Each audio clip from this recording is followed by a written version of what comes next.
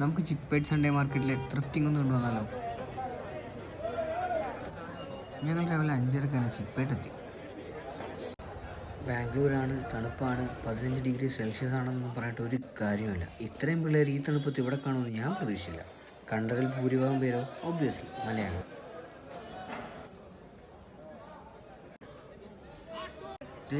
ഈ ജാക്കറ്റ് പറത്തി വിടി നടക്കുന്നുണ്ടോ?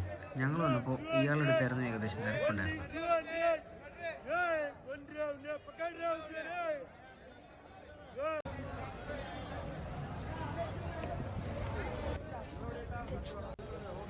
ഇത് നിങ്ങൾ കാണേണ്ട കാര്യം തന്നെയാണ്.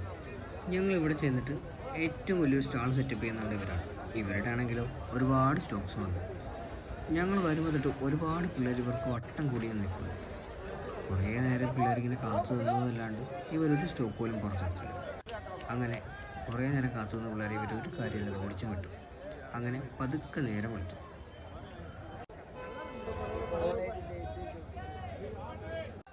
അങ്ങനെ പിള്ളേർ അത്രയും നേരം കാത്തിരുന്ന സ്റ്റാൾ തുറന്നു. അത് തുറന്നപ്പോഴാണ് എനിക്ക് മനസ്സിലായത് പിള്ളേർ എന്തിനാണ് ഇത്രയും തിരക്ക് കൂട്ടികളെ നിന്നത്. അതിൽ ഫുള്ളും നല്ല അടിപൊളി ജാക്കറ്റ്സ് ആയിരുന്നു.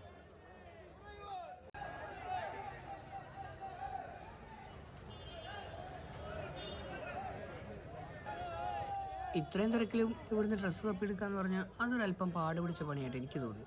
പക്ഷേ കുട്ടികളെ അവരവർക്ക് വേണ്ട ഡ്രസ്സുകൾ ഈസി ആയിട്ട് തപ്പിയെടുക്കുന്നുണ്ടായിരുന്നു.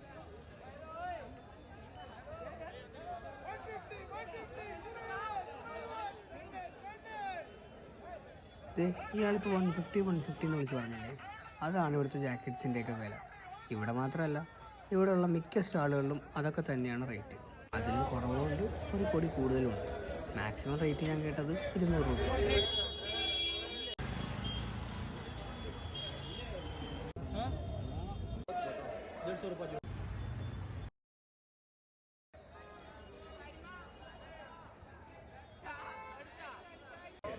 സമയം ഒരു 6:30 കഴിഞ്ഞപ്പോഴേക്കും തിരക്ക് വല്ലാണ്ട് കൂടി. പിന്നെ ഇവിടെ നിൽക്കാൻ പറ്റാത്ത സ്ഥിതിയായി.